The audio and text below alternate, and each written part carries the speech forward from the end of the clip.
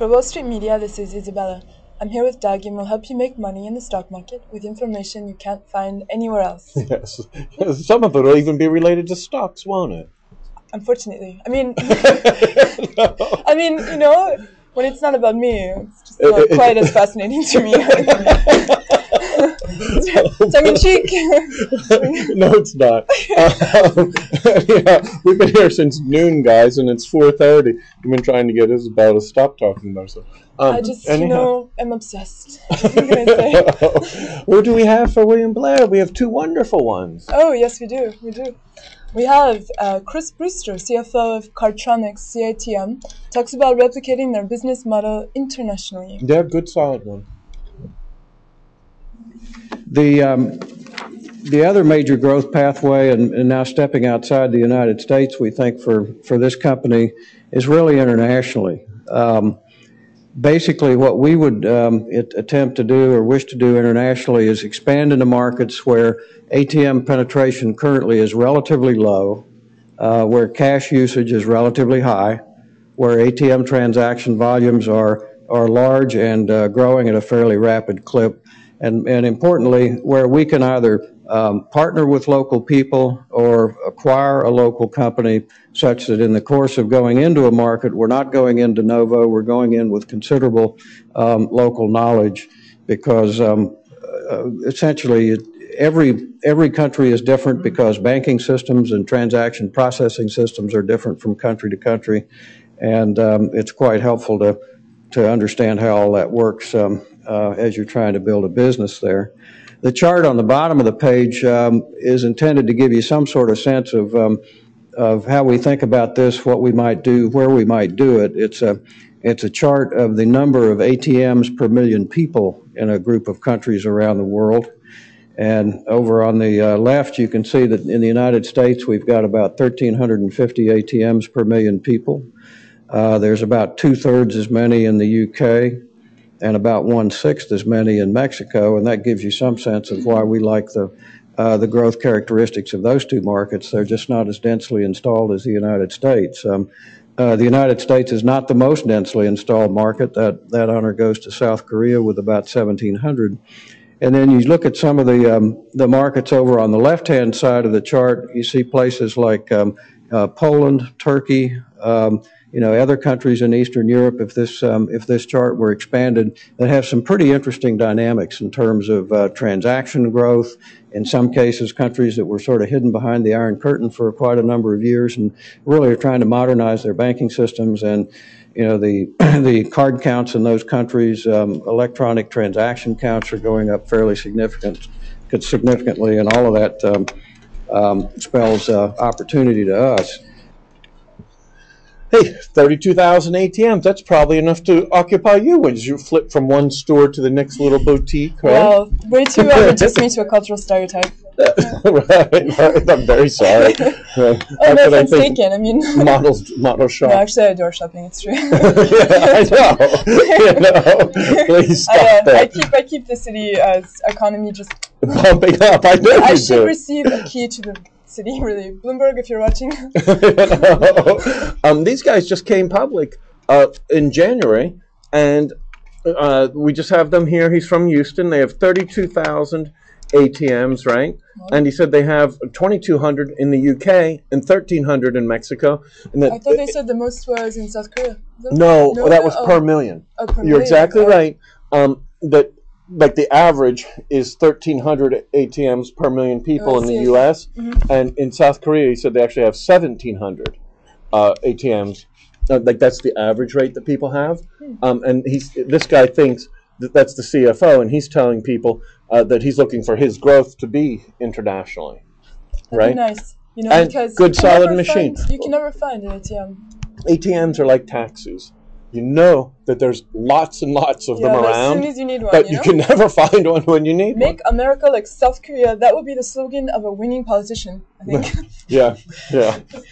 Maybe if you ran in Paris. If the mayor of Paris made that his platform, it might win. Why don't we have another one? Oh, we do. Another video. I don't know how to say his name. Robert Recchia. Robert Recchia, CFO of Velasquez Communications, VCI, talks about the newspaper business and their shared mail segment. We have $1 billion business with the newspapers. We're not leaving that business. It's not going away, but newspapers are in a difficult place. And the ability for us to be neutral with our customers and offer a package that says part of it's newspaper, part of it's shared mail, is a value proposition that works for us and works for them. We have an extensive product portfolio, value-oriented media, which is very, very relevant to what's going on, especially today. We own the one-of-a-kind shared mail distribution. There is no other competitor to ADVO on a national basis in the country. Expansive client base with which to cross-sell, sustainable profitable revenue growth, and this gets back to we're the natural beneficiary of what's unfortunately happening in the newspaper industry. Strong capital structure, very good cash flow generating business, and we'd like to think experienced after 25 and a half years doing this, results-oriented management team. All of our incentive plans are tied to driving EBITDA growth and cash flow. So we're in there with you with everything that we do. One other thing I wanted to get to before we do questions, we've actually started putting the FSI into the shared mail package, okay? And we started doing this about 2.5 years ago. ADVO approached us before we were even in discussions with them, and they had a lot of markets that were underweight. So with the shared mail business, you pay a fixed fee for the first 3.3 ounces. And if your package is 1.5 ounces, it goes out and you pay for 3.3. So they made us a really good deal to run in those markets, and we took it. We thought, you know what, we run in newspaper all the time. We need to look for other alternatives. It was a price we couldn't really refuse. We started running. Well, the results were not great. They were probably a little better than what a TMC is, and a TMC is essentially it's a similar program to ADVO's, but it is a newspaper mailed program to non-subscribers. The results were better than the TMC, but not as good as the base newspaper. The second iteration of our testing was to augment newspaper circulation. So we would do things like the Chicago Tribune footprint is very strong in the Chicago metropolitan area, but as you get to the outskirts, the penetration levels drop. And we thought there might be an opportunity there where we would augment the Chicago Tribune circulation with shared mail, and you would buy it as a combination buy. Once again, when you think about it, the reason that the circulation drops in the outlying areas is probably because there's not as much retail activity, maybe not as sensitive a consumer in terms of reading newspapers or mail or perhaps buying power. Results there, again, a little bit better than in the markets where you're just simply using unused postage, but not great and not on par with the newspapers. Very good stuff. I like, again, good, solid, okay, William Blair, solid stuff, okay? These guys, they talk about their business, they do things on a smart, well-planned level, and their compensation is performance-based, much like yours. Okay.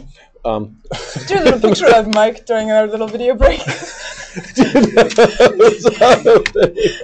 The London School of Economics is not what it used to be. I saw that in the streets. That's what he means by, that little comment. See what I can get for that. Maybe a cigarette. Oh my goodness.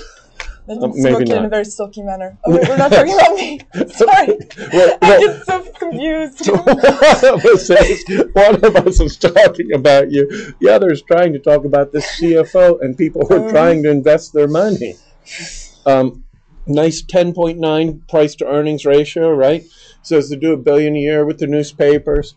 And, very well thought out. Watch the video. I hope you liked the video. I thought that was an impressive one. And now we just have Isabella with some written highlights. What do you have for us? I have David. None of these are about you, though.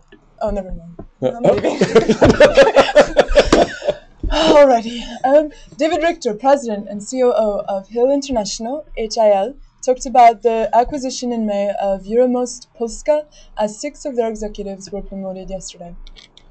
Kevin Madani, President and CEO of ITT Educational Services, ESI, talks about the different schools it operates, the new degree levels it offers, and the students who choose ITT. Jerry Stead, Chairman and CEO of IHS, talked about the company's acquisition model and their cost savings programs such as lower IT maintenance costs and transforming data accumulation systems.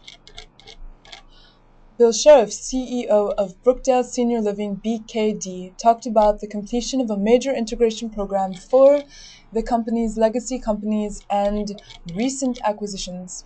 He also discussed the increased sales force and the launch of a new loyalty program that has been well received. Oh, very nice. Thank you very much. Guys, that's our William Blair report. Thank you so much for your help. No problem.